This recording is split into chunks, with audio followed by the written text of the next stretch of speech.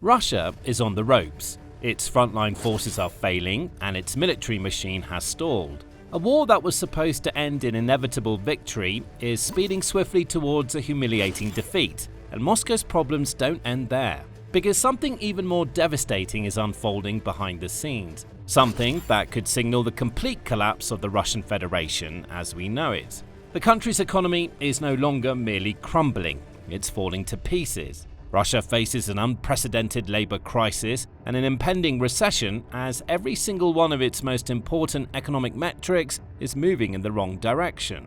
History has proven that countries in this kind of situation don't simply turn things around overnight. Instead, they often endure entire generations of financial hardship as they slowly claw their way back towards some semblance of stability. The same fate lies ahead for Moscow, and it's all because of the hubris of a single man, the Russian president Vladimir Putin. He wanted to go down in history as the greatest leader his country ever had. Instead, he may well be remembered as the man who ruined Russia once and for all. And while Putin's boasting and bluster often drowned them out, economic experts have been ringing the alarm bells for years. They knew that this would happen eventually. The very moment Russian tanks and troops crossed the border into Ukraine, a countdown clock began ticking down. From that instant, Moscow was on a one-way path to disaster. The only question was how long that path would be. How long would it take until the country's coffers were depleted and it began to truly feel the effects of its recklessness? Well, it turned out that the path was longer than many had anticipated, as Russia did manage to cope quite well during the opening years of the conflict. Even when the so-called special military operation turned out to be much tougher and more costly than initially expected, Moscow rose to the challenge. Even when Western powers like the European Union and the United States began to roll out wave after wave of punishing financial sanctions, the Kremlin found ways to work around them. Even when countries began backing out of trade deals with Russia, refusing to play any part in aiding its invasion, the country still somehow survived, relying on new relationships and the vast reserves of its national wealth fund to remain relatively stable and strong. And so, for a time, the Russian economy performed surprisingly well, growing by 4.1% in 2023 and 4.3% in 2024. Its annual GDP growth exceeded expectations, and Putin regularly boasted about how well his country had managed to withstand the pressures imposed by its Western enemies, implying that Russia was going from strength to strength and there was nothing the rest of the world could do to stop it. In truth, the cracks had already started to form. They were just a little too small for most people to see. As more and more money was funneled into the Russian defense industry, the civilian sector began to feel the strain. Smaller businesses started to struggle as they found themselves cut off from international markets, unable to import the products and materials they needed to survive or export to markets they'd once depended on. Sanctions took their toll on the general public too, with average Russian families suddenly finding themselves cut off from goods and services they'd once taken for granted. Even at the highest levels, Moscow's oligarchs and elites watched as their international assets were frozen and their vast wealth diminished. But none of that mattered all that much to Putin, who could simply point to the economic charts as proof that his country was doing just fine. The years passed, and while many Western experts continued to stress that the Russian economy was about to collapse like a house of cards, Moscow continued to defy those expectations. For a time, it appeared as though the country truly could do whatever it wanted, without suffering the sort of real repercussions that might make it stop. Finally, however, the tide started to turn. And it turned fast. 2025 saw Russia's GDP growth dramatically decline. Then, in the first quarter of 2026, GDP growth actually slipped into negative territory. It was the first time that had happened since 2022, and it was perhaps the clearest sign that the country's economy is finally feeling the heat. All of a sudden, even Putin started to panic, demanding explanations from the central bank and urging Russia's financial leaders to quickly come up with solutions to reverse the trend. But the president's nightmare had only just begun. As 2026 has continued, Russia's economic data has only gotten worse. Business activity has declined month after month, and in the first 3 months of 2026 alone, over 200,000 small and medium-sized businesses across Russia have been forced to close their doors for good. That's an extraordinary number, and it's only going to get larger, with experts expecting even more closures in the months to come. All across Russian towns and cities, including the biggest and most successful urban sectors like Moscow and St. Petersburg, streets are lined with shuttered-up shops and closed signs. Districts that were once filled with booming businesses increasingly feel like lifeless ghost towns, filled with locked doors, empty windows, and the dusty remnants of stores and companies that simply no longer exist. It's a grim sight, but it's also the natural and inevitable result of the Kremlin's insatiable appetite for war. The country is still so committed to keeping the conflict going that it's willing to sacrifice its entire civilian sector to achieve its military ambitions. Its military spending has surged, rising to 15.5 trillion rubles, $190 billion in 2025, with 2026 expected to see a similar figure of around 14.9 trillion rubles spent in total. That's 40% of the entire federal budget. But when you spend so much of your limited funds on the military, it doesn't leave much for everything else, including infrastructure, public services, construction, and development projects, and so on.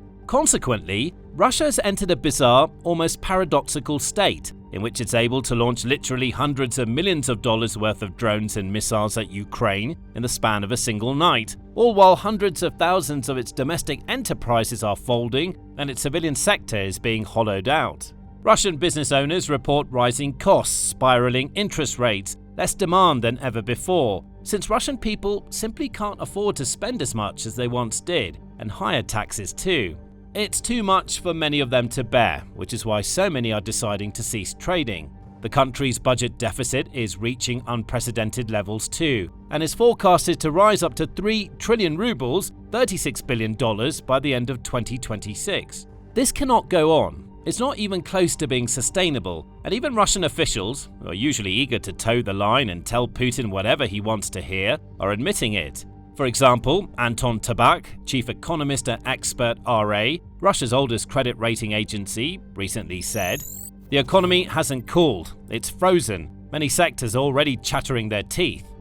The Russian central bank has also warned that a recession is no longer a distant prospect, but an almost imminent reality, with some analysts believing it could begin by the end of the year if the country continues to experience such economic hardships. GDP forecasts have also gotten worse, and some officials have even begun openly criticizing the Kremlin.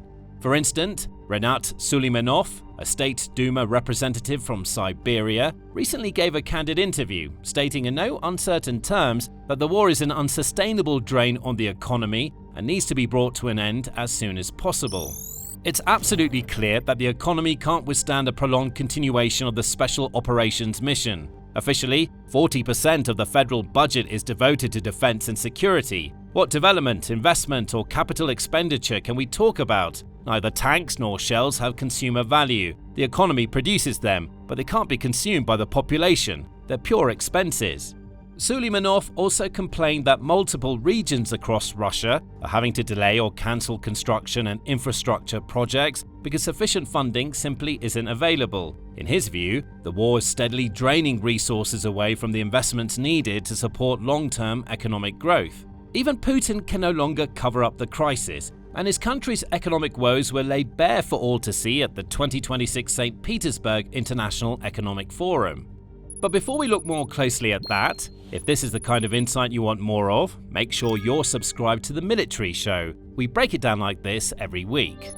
Now, the International Economic Forum is often described as Russia's Davos. It's the time of year when Russia can flex its economic muscle in front of investors and trade partners from across the globe. A glitzy and glamorous multi-day meeting involving some of the world's most high-profile officials, media personalities, and corporate executives. But the 2026 edition of this once grand event simply served to show how far Russia has fallen.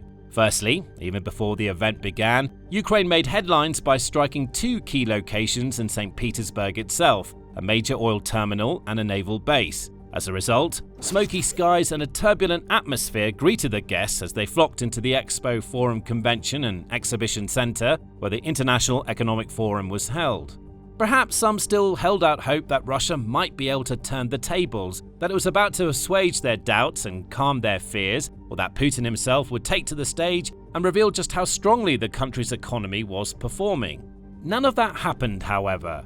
Instead, early on in the event, a Kremlin official named Maxim Oreshkin was forced to answer a question about whether or not Russia's economy would continue to be cut off from the Western world. We shouldn't expect things to return to the way they were, or for Western sanctions to be lifted.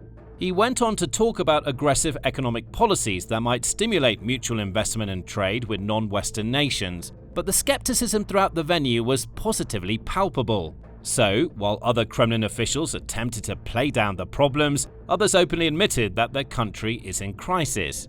Billionaire Roman Trotsenko, for example, the founder of Russia's Eon Corporation, held nothing back when asked about the country's business environment. It's doing poorly, and it's doing poorly because the old model, which worked for many years, has stopped working. While he refused to openly admit that this was a result of the war, citing demographic issues instead, Trotsenko admitted the engine has stalled and desperately needs restarting. Russia's richest businessman, the steel magnate Alexei Mordashov, agreed. He revealed that his company, Sevastol, has reduced its investment portfolio by 24% and slipped into negative cash flow, despite having been one of the world's most profitable steel makers in previous years. Putin eventually took to the stage as well and put on his usual brave face, stating his country was growing at the same rate as major European nations and shifting blame for economic issues onto state officials. The president expressed confidence that forward and upward movement will be ensured, but fewer and fewer people believe him. And it's not hard to see why. No amount of Kremlin propaganda can cover up the real lives of Russian people. Every day, they go out into their towns and cities and see more local companies closing down. They walk into shops and have fewer options of products to choose from, often with higher price tags too. They hear stories from friends, family and neighbors about business ventures failing, or walk around their local areas and see the effects of insufficient infrastructure investments and stalled construction projects. Years ago, they might have accepted these issues as a temporary side effect of the special military operation, banking on the promise that things would soon get much better. Now, the war is several years in, and nothing is getting better. In fact, everything is getting significantly worse, and there are numerous signs to suggest that Russia still hasn't hit rock bottom. On April 15, for example, during a government meeting, Putin boasted about Russia's record low unemployment rate of just 2.1%. For him, that was a good thing. It proved that the country was functioning since so many people were in work. But Putin's analysis was superficial. He only saw the number and not the root cause. In reality, the low unemployment rate in Russia isn't something for Putin to take pride in, it's a symptom of the labor crisis his war has caused. The governor of the country's central bank, Elvira Nabiullina, admitted as much only one day later, telling the Moscow Exchange that labor shortages were one of the critical factors undermining the nation's economy. She argued that because companies are competing for such a small pool of workers, they're having to offer higher wages and benefits. In order to actually afford those incentives, they're having to increase the prices of their goods and services, leading to ever-rising cost of living for the population. The central bank has sought to control inflation by increasing interest rates to a staggering 14.5%, but the situation is swiftly slipping into extremely dangerous territory. And it all ties back to the war. Well, over 1 million Russians have either been killed or wounded in the war so far. Many of them were working-age men who could have contributed to the economy. They could have started their own businesses in diverse industries or played their part in society in other ways, working in the likes of construction, agriculture and logistics. Instead, they were sent to die in Ukraine, used as cannon fodder for a war machine that's going nowhere. Migration has also massively declined as a result of the war. Like so many other nations, Russia came to rely heavily on migrant workers as the years went by, especially as its own domestic population has been stuck in an interminable decline since 1992.